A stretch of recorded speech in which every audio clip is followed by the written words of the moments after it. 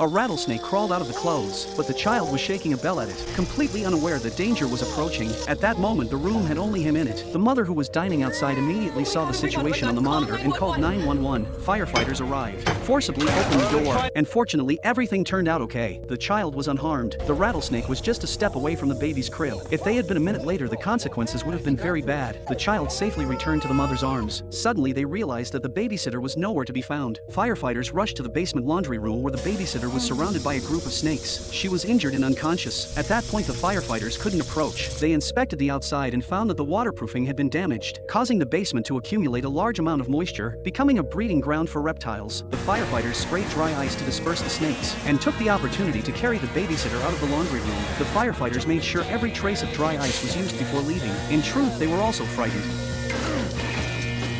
The man had just stolen something and left the house. He noticed that the cops were coming. The firefighters arrived. TV reporters arrived. Even a helicopter was deployed. But after jumping onto the rooftop, he realized it was a dead end. The man refused to come down from the rooftop. No matter what the negotiator said, it was useless. Why are you people standing around here doing nothing? Mr. Knowles owns the roof that this circus is staged on. It's been 2 hours, Sergeant. He's still up there dancing around on my roof. The warranty doesn't cover that. 2 hours later, the onlookers started placing bets. They were betting on whether the man would eventually jump down.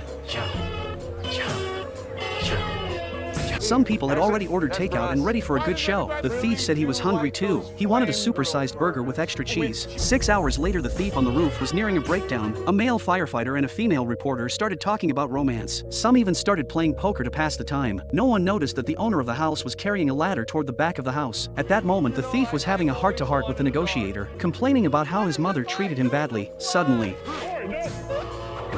the old man, rather than disliking the thief, just couldn't stand the excitement of the cops any longer, who almost threw a party in front of his house.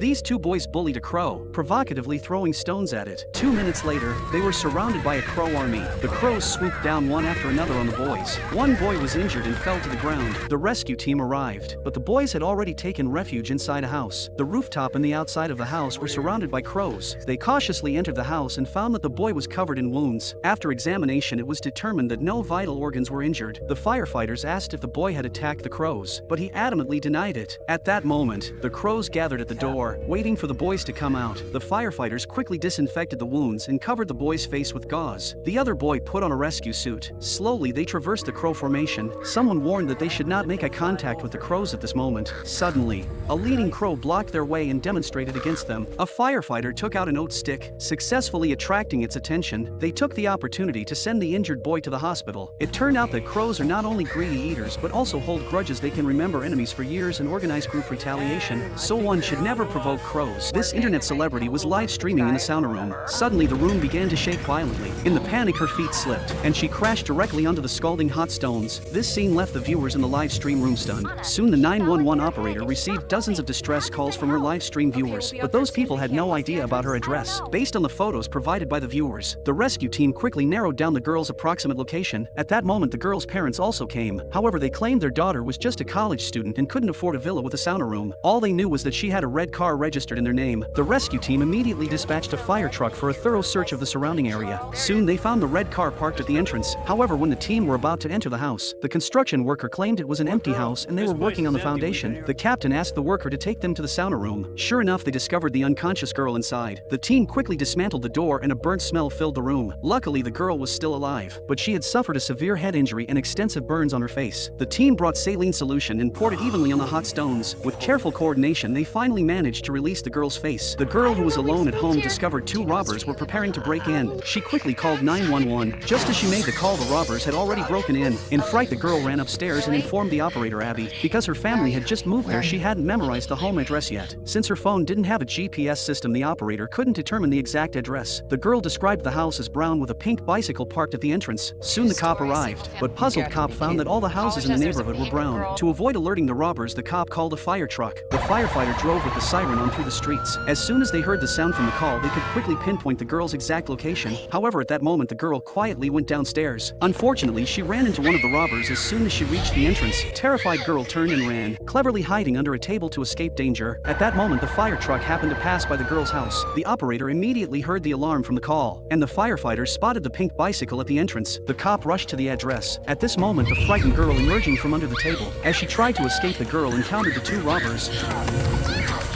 The operator quickly told the robbers that the cop would arrive soon. If they didn't harm the girl, she could help them escape. The robbers then locked the girl in a room and followed the operator's instructions to escape through the back door. Coincidentally, they ran into the cop guarding the back door. Enraged robber ran back into the house, taking the girl hostage. The girl bravely bit his arm, freeing herself. The robber tried to escape on a motorcycle but was stopped by the arriving police car, pulling out a gun and attempting to break out from the other side but was knocked down by a water hose from the firefighter. The homeless old man slept in a garbage bin overnight to avoid the rain. However, when he woke up the next day, he realized he was about to be dumped into a garbage truck and crushed. Frantically, he shouted at a crew member, but the person wearing headphones couldn't hear him. The man was dumped into the garbage truck without anyone noticing. In a panic, he dialed 911, and the rescue team quickly caught up with the garbage truck. They even used a fire truck to block its path. The captain informed the crewman that there was a person in the garbage truck, but the crewman insisted it was an empty vehicle that hadn't started collecting garbage yet. The captain was puzzled, realizing they had chased the wrong truck. He quickly informed the dispatch center about it. Meanwhile, the compactor of the garbage truck started working. Fortunately, a cop on the other side noticed the truck and rushed to stop the driver, informing him that there was a person inside. He immediately turned off the machine. The rescue team arrived, but the compactor had already started and it was uncertain if the man was still alive. A firefighter climbed the ladder to the top of the truck, loudly calling into the garbage truck, but there was no response. She jumped into the truck and began throwing out the garbage, with other teammates joining to help. As the garbage was removed, the firefighters finally found the unconscious man in a corner, checked his pulse and confirmed he was alive. It turned out that a sofa had jammed the machine underneath, saving him from harm. A mother and her son were in the elevator. Suddenly, it started shaking and rapidly descended. In an instant, it dropped to the basement, and both of them landed heavily on the floor. Fortunately, the boy was relatively unharmed, but the mother, after the fall, lost consciousness due to a head injury. The boy quickly called 911, and the rescue team arrived promptly. The person in charge at the scene informed them that the elevator was stuck in the middle of the basement, flooded due to aging and bursting water pipes. Consequently, the rescuers had to approach from above. The captain immediately ordered the team to prepare rescue tools and secure the hoist on top. Two firefighters descended slowly along the rope and reached the top of the elevator. By this time, water inside the elevator had risen to their waists. The firefighters above opened the window, identified the mother and son inside, and descended through the window. They then secured a safety rope around the woman. Upon receiving the signal, the captain instructed to start the hoist, pulling the woman up from the elevator successfully. However, when it came to rescuing the boy, the elevator suddenly shook. What the hell happened? The weight of the water is pulling us down! All right, grab the kid and get the hell out of there. And they only had one set of protective gear, insufficient for two-person. The firefighter gave the protective gear to the boy. All right, let's freewheel it. Come on. Okay, ready? And the captain quickly accelerated the rope using his hands. They managed to pull the boy up just in time, but by then the firefighter below had been submerged in water. The team above urgently shouted inside. Fortunately, leveraging the buoyancy of the water, he managed to climb up from inside. In the end, they successfully completed the rescue mission, narrowly escaping any mishaps. The man could never believe that the fallen tree would mysteriously stand up, crushing him underneath. Just as two birdwatchers had entered a wooded area, the man curiously walked into a massive oak pit. This scene happened to be witnessed by a forest ranger not far away. The ranger urgently warned them to leave because his experience told him it was highly dangerous. Sure enough, at that moment, a strong wind suddenly swept through the sky. The oak that had fallen miraculously stood up on its own, instantly trapping the man underneath. The ranger immediately dialed 911. The rescue team quickly arrived. Even the seasoned rescue team members were bewildered. The ranger explained to them that although the tree had been knocked down by a storm, the tension generated by the roots buried underground could pull the tree back up, much like a fully stretched slingshot. The team promptly initiated the rescue operation. They first cut off all the exposed tree roots and then used leverage to bring the large oak down again. The man suffered multiple fractures all over his body, and by this time he had stopped breathing. With a faint pulse, the team immediately performed CPR on him and proceeded to administer electric shocks. Fortunately, after several shocks, the man finally regained a pulse. The rescue team hurriedly transported him to the hospital.